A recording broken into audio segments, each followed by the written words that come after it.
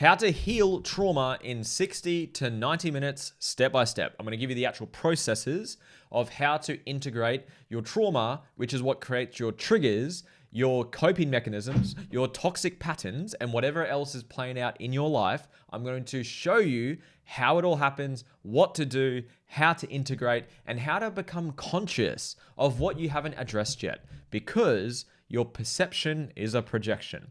Whenever you get triggered or go into a coping mechanism or go into a trauma response, if you have the consciousness and awareness, which I'm going to teach you in this training, you can actually find out what's causing it and you can integrate it. That's what I'm here to teach you today. So if you're new to the channel, thank you for joining me. I'm quite a practical step-by-step person. If you haven't already, if you could please like this video, leave a comment down below and subscribe. It means the world because it helps build the channel and I get to help more people heal their stuff, find their purpose, and live a life that's fulfilling to them. So with that being said, I'm going to be sharing my screen. I'm going to share a ton of testimonials of how I've been able to help a lot of people heal their trauma. So this is my online program. So I've got a school community for people that aren't aware.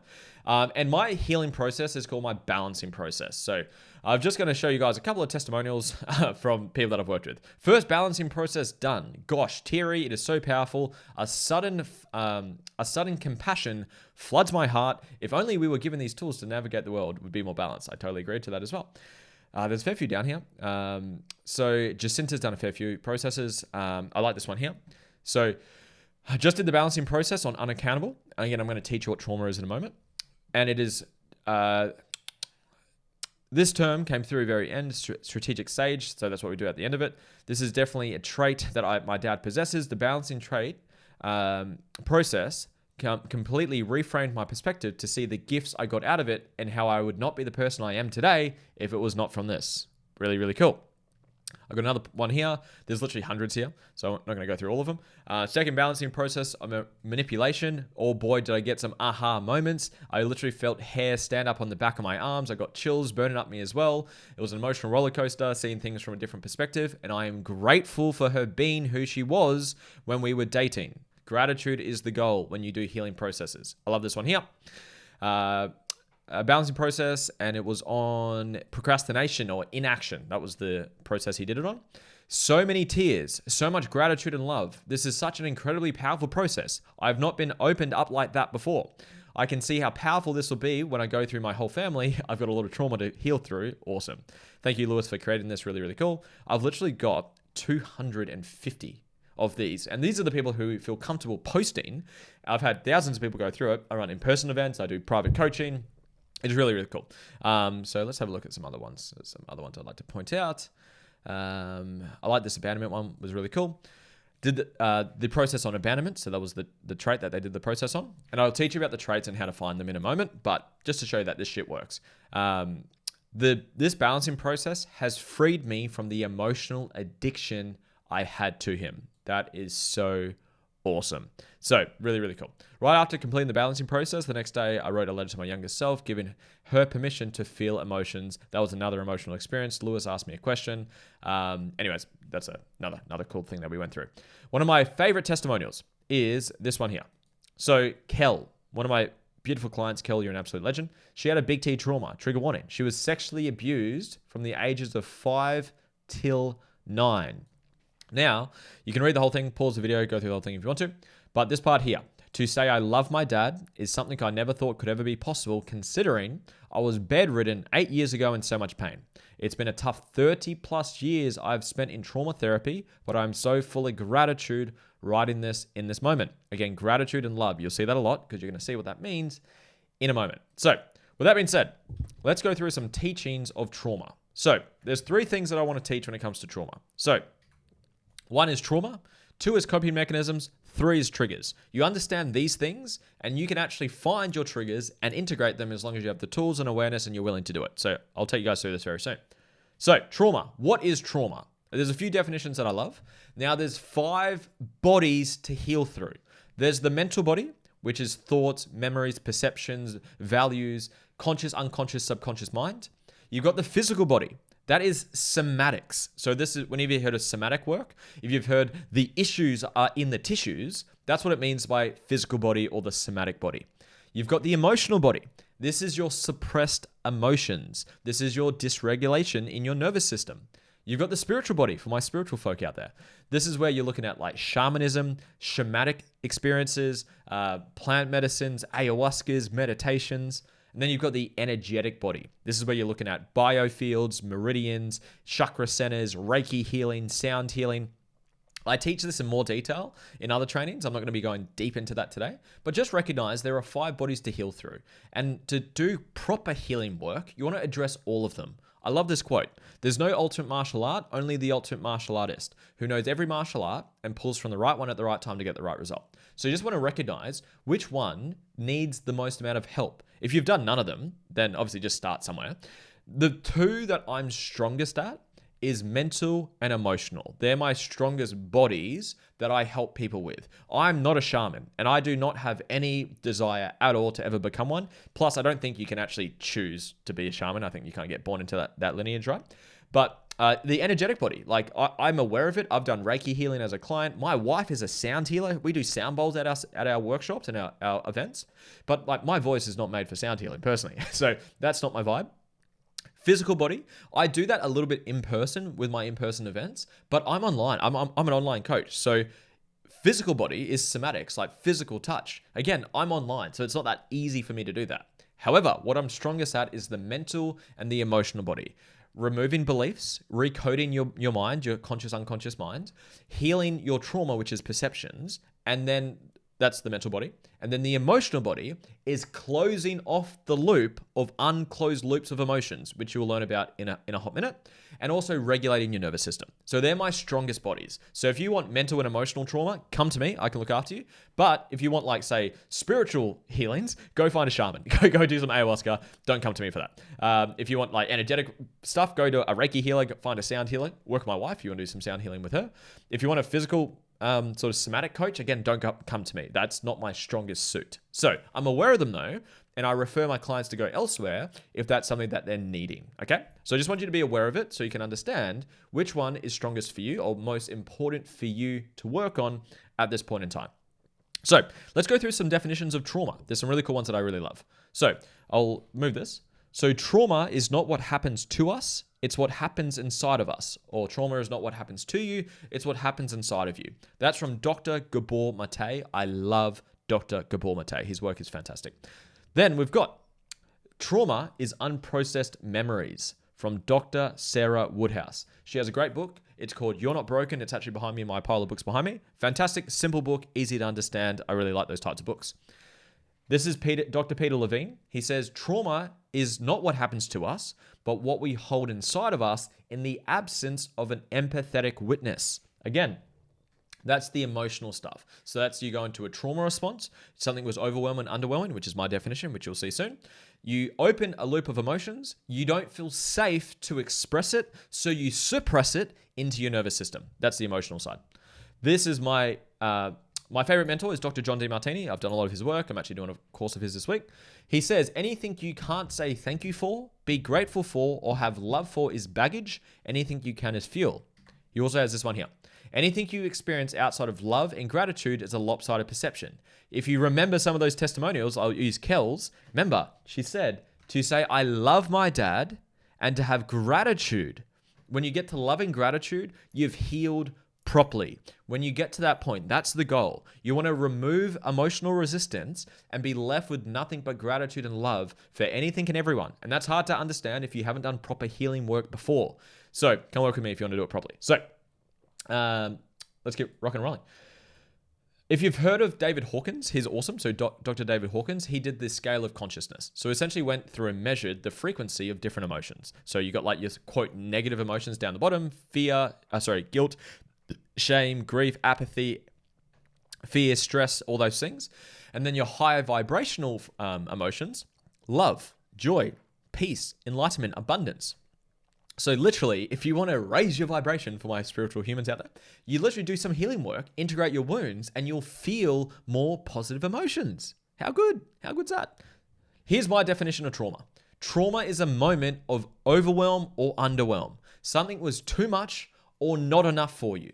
That's what trauma is. And this is what happens. In that moment, when you experience something that was overwhelm or underwhelm, you fragment or split your awareness or consciousness. You split your awareness In Dr. John Demartini's world, you create a lopsided perception. That's what happens mentally. We're talking mental body right now. You split your awareness. In a one-liner, you could say trauma is a lopsided perception. Mentally speaking, there's the other bodies we want to address.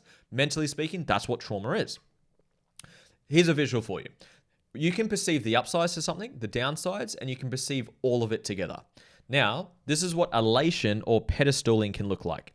You perceive the upsides, you don't perceive the downsides. This happens in the honeymoon period. Think about when you started dating someone for the first time and you saw all the highlights, all the hot, steamy sex, all the connection, all their highlights, all the shiny objects about them. You didn't see the bullshit, the skeleton in their closet. You did later though, because whenever you pedestal something, you're going to pit them later. But that's what elation can look like.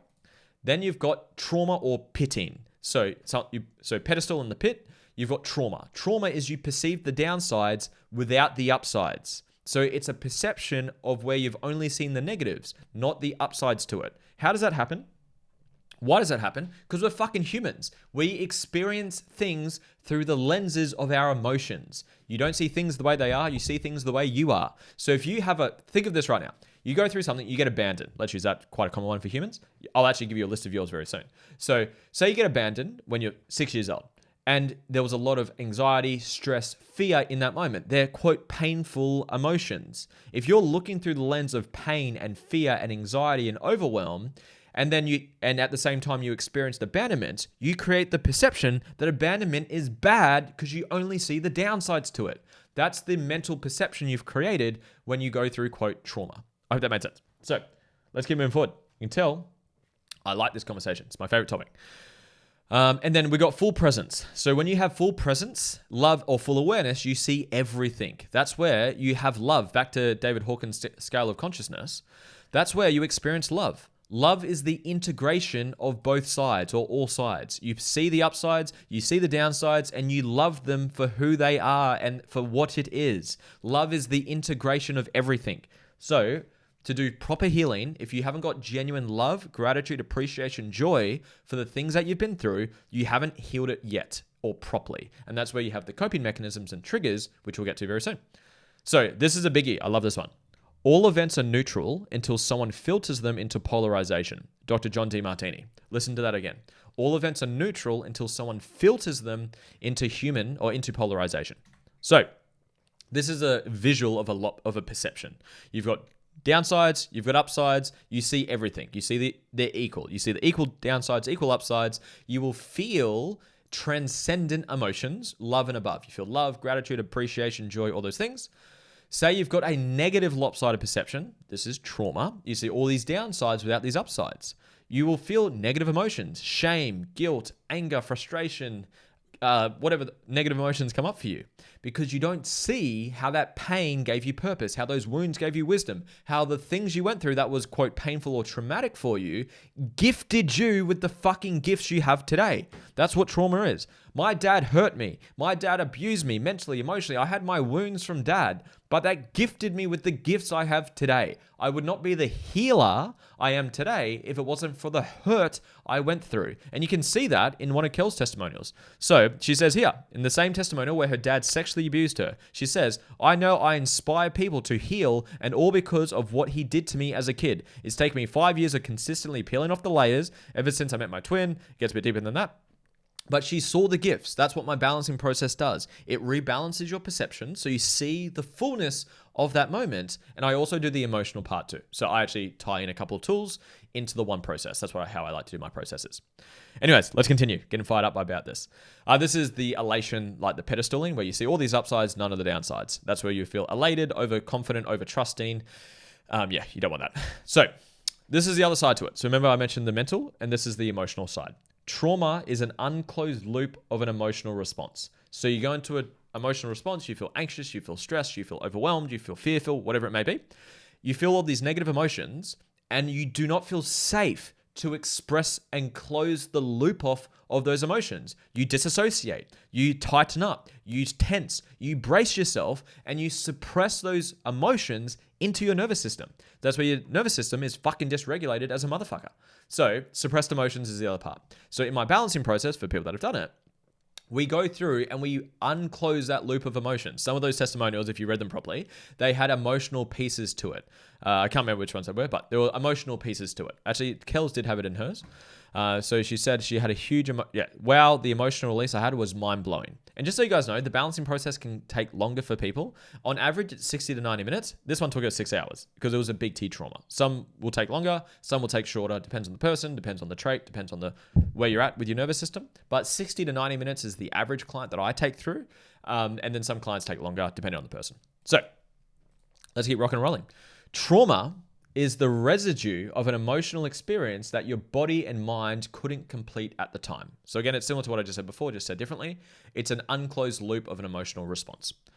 Some examples. Oh, actually, I'm not going to show that. There's a good video. If you type in Impala escapes death and shakes off stress on YouTube. Actually, I'll play it now. So essentially what happens, so this is just a short version. I'll just skip through it. So in this video, this impala or gazelle thing is captured by a cheetah or a leopard, whatever this animal is, and it's gone into a freeze response, fight, flight, or freeze. So it's gone to a trauma response. So right now it's in a freeze response right now, if you can see my screen.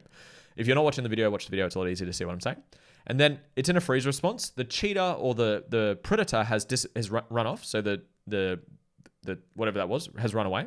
And you'll notice eventually this gazelle or whatever this thing is will feel safe enough to actually get back up, and it realizes the danger's gone, and it starts to discharge. So right now it's discharging or tremoring. It's shaking off those emotions. It had all of this survival emotions come up, but now it feels safe to express it because the danger's gone away. It's discharging, shake, shake, shake, shake, shake, shake, shake. It'll keep doing this for a minute or two, and then eventually it's going to stand up and get on with its day because it feels safe. So eventually it's going to stand up, and then it's back into it. See you later. Human beings don't do that. We do not do this. We go through something that was painful, emotional, overwhelming, too much, not enough. We have a emotional response, and we don't finish the loop off. So we tense up, tighten up, get anxious, disassociate. We don't like shake it out and express it because it's not societally appropriate for a lot of people to do that. Like I grew up as a man, still am a man, and I got taught as men don't show emotions. Like, it's weak to show emotions, harden the fuck up type of thing. So we get taught to suppress our emotions and not actually express them. And that's where our nervous system gets really fucked up. So let's keep going. This is going to be a longer training than I thought.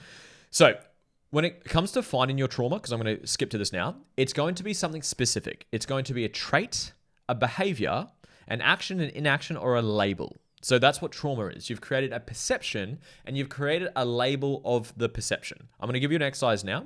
So for example, you've got rejection, invalidation, criticism, abandonment, neglect, lying, absence, dismiss, selfish, abuse, anger, manipulation, embarrassment, judgment. That's what trauma is. Just for time, I'm going to skip through these ones because we're going to be here for a while. So coping strategies. This is what we do to overcompensate from the trauma. So every trauma you have, you create coping patterns or coping mechanisms to overcompensate, overcome, protect, and hide the quote trauma. It protects you from it.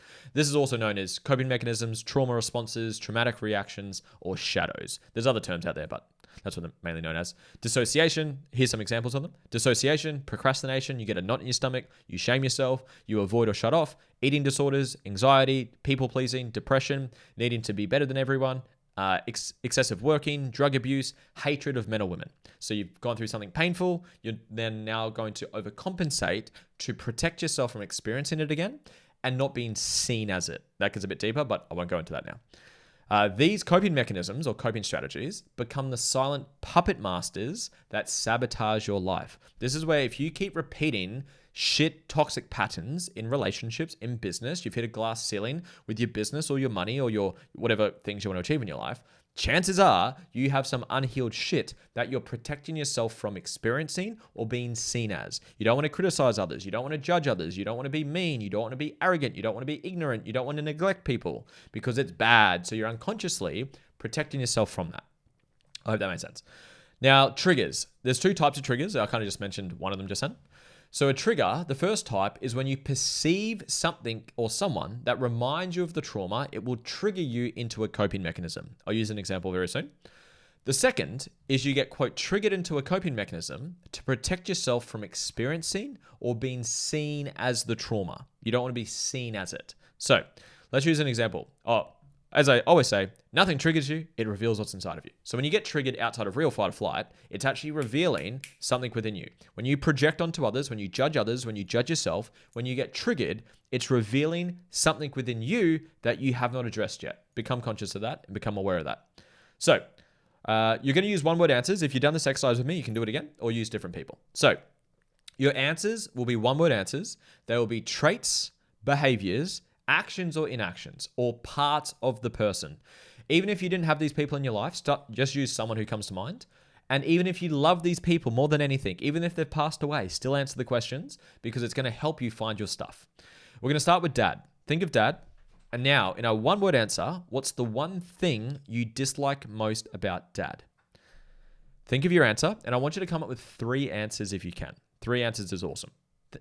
Have a look. What's the one thing you dislike most about dad? And if you want to leave it in the comments, leave it down. I'll read all the comments on these videos and I'll respond to them as well. You can ask the question a couple more ways. What's the one thing that triggers you most about dad?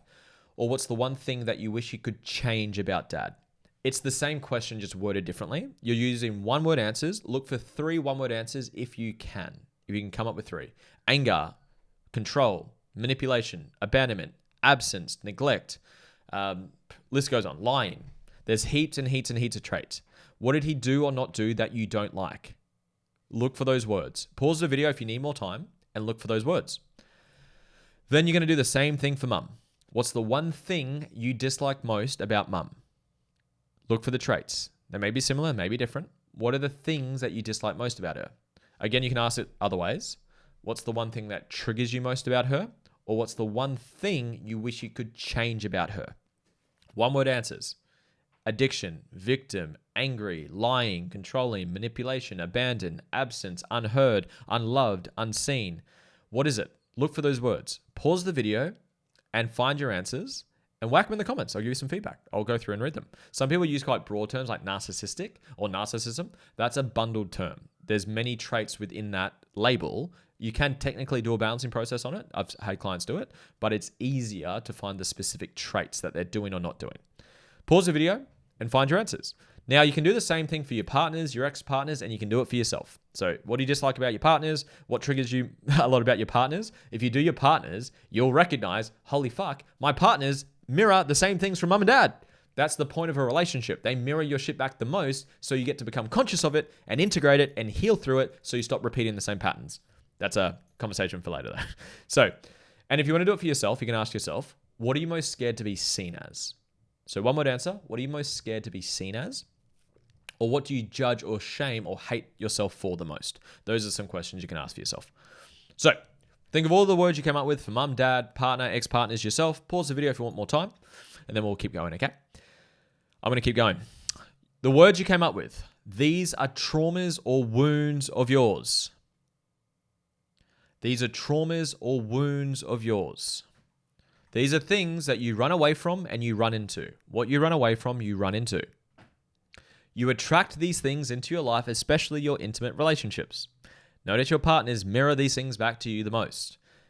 Then, when someone does these things, it triggers you into a coping mechanism. You might get anxious, stressed, angry, disassociate, smoke a cigarette, eat food, go back to work, go achieve shit. You will do things when you'll get triggered when someone does these things to you or when you're seen as them as well. You'll shame yourself for it. You also disown, shame, and try to hide these parts of who you are. Think of the words you came up with, and any of the words you came up with. What's the opposite of those words? So say abandonment, it might be accepting or something like that. Whatever the opposite to those words are, this is how you try to be seen from the world. These are the personas and masks that you wear to try to be seen from others. Hope this is making sense. You try to be seen as the opposite, as I just mentioned. This is my quote that I love saying. Trauma is a gift once you heal it. You saw some of those testimonials. Gratitude, love, I found the gifts, I've seen how it served me, all of these things.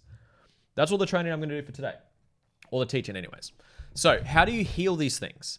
Do a healing process. In my world, it's a balancing process on these things. So you stop repeating the same patterns until you heal your shit. You will keep repeating the same patterns. You'll keep attracting the same people or traits or behaviors that trigger you. You'll keep trying to overcompensate and try and be seen as the opposite trait. And you keep running away from it. You keep running into it. I love this quote, that healing or self-growth is learning to love all parts of who you are. One of my favorite quotes. I use this example for my clients. When a baby is born, what parts of a baby is worthy of love? It's an obvious answer. When a baby is born, what parts of a baby is worthy of love? 99.9999% of people answer this. All parts. All parts of a baby is worthy of love. But then we go through trauma, a moment of overwhelm or underwhelm, and we create the perception that these parts of us are bad, wrong, and then we shame ourselves. Then we overcompensate. We put these parts of us in the shadows. This is shadow work again. These are the parts of you try to hide and you shame yourself for. And then you get triggered when people do this to you. You will judge others. So what you judge others for, if you zoom in, what am I judging this person for? They will be representing or mirroring these traits back to you. Your perception is a projection, as I said at the start of the podcast. So hopefully I'm equipping you right now with awareness, because you can't be held accountable to something you're not aware of. Now, I have a lot of people saying, how do I get my partner to become aware of this? Just send them this fucking video. Like, sounds obvious. Just send it to them. I'll happily teach them this. Because in relationships are the ultimate mirrors to you, because they see you more than other people. My wife sees me more than you do. She sees me the most. Out of everyone in life, she sees me the most. Kids also do it a lot as well. And your team members, anyone in your life, your family, your parents, everyone. They all trigger you. Anything that triggers you is revealing what's inside of you. So stop going unconscious. Stop playing victim. Stop blaming external circumstances. When you get triggered, when you project onto others, it's a part of you that they're mirroring back to you. Outside of fight or flight, real fight or flight. If you're actually in danger, you will have a survival response. That is natural. That is normal. That will not go away. And then once you integrate it, some of those, there was a testimonial. I might not be able to find it in time, but one of them was around, once she did the process, that same trait stopped triggering her. That's the point of doing inner work. That's the point of integration. There's one, I'll see if I can find it quickly. If it doesn't pop up, I will move on. But you can see how many like breakthroughs and testimonials there are here of people doing the processes. It's very inspiring for me. I love seeing them. They light me up. Yeah, I don't think I'm going to be able to find it in time. But once you do the process and you heal the wound, the same traits and behaviors will stop triggering you. You stop running away from them, you stop running into them, and that's when healing is done. And then the next one pops up. There's always more healing to be done. I'm yet to find a single human who was never triggered. I'm yet to find that. Last go at finding it. No, not going to find it today. That's all good. So if you want to, if you're open to it, I would love to serve you. I have a free trial to my coaching, and you get access to my balancing process straight away. So you could literally do a balancing process today if you wanted to. I help people find their purpose, heal their trauma, remove limiting beliefs. We haven't spoken about limiting beliefs. Beliefs and perceptions are different. They can stem from the same thing, but that's where you want to become conscious of beliefs and remove beliefs. A lot of NLP, Tony Robbins, Peter Crone do a lot of belief work. A lot of people don't do perception work though. So perceptions for me is deeper than beliefs. It does work. They both have their time and place, but I also have that as well. I have that process. You can go do that. If you want to work with me, there's a free trial down below. It's only $49 a month if you want to stick around to be a part of the community that you saw me share before. And please keep healing. Please, because if you don't, you'll just keep repeating the same shitty, toxic patterns, coping mechanisms, hit glass ceilings, protect yourself from making money, for being successful, to having a loving relationship, whatever's meaningful to you. This is the gift I'm trying to pass on, is for you to become aware of how to find your own stuff. The hardest part of inner work is finding the root cause. I've just gifted you, hopefully, with enough awareness so you can start to find your root causes. So when you get triggered next, take a breath, regulate, get out of the trauma response, then ask yourself, in a one-word answer, what was this person doing or being that I don't like? Rude, condescending, inconsiderate, invalidated, unheard, unloved, rude, controlling, manipulative, whatever the thing is. That's a wound of yours. That's a trait of yours that you haven't learned to love yet. There's a difference between triggers and boundaries. I've done trainings on that. But when you get triggered and you have emotional resistance to it, it's you. Take that ownership, go to a process on it, grab a free trial, come work with me if you want help with me. And you actually get a one-on-one call with me when you join the trial as well. So I'll actually jump on a call with you personally, get to know you as well. And I hope you got value from this. Please subscribe, leave your thoughts, leave a comment down below, grab a copy of the book if you want to start there instead. I appreciate you guys. Hope you had a great time. Hope you enjoyed this training, and I'll speak to you soon. See ya.